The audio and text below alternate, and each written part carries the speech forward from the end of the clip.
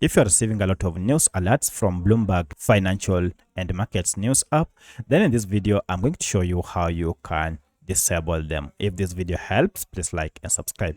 Now to do this, you need to access Bloomberg app info page, and you can do that through settings or just long press on your app and it should say app info here. If you don't see this app info option, depending on your smartphone, you might see a settings gear or even the name of the app. Tap on any of this to access Bloomberg app info page. At this point, look for permissions section, and under permissions, you should see notifications.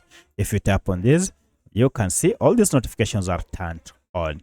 To disable them, instead of turning off one by one here, just toggle off show notifications, and from now henceforth you never again receive notifications from Bloomberg unless you turn this on again. So that's how you can permanently disable Bloomberg notifications. If you have any other question, kindly let me know in the comment section. Otherwise, thanks for watching and let's meet in the next video.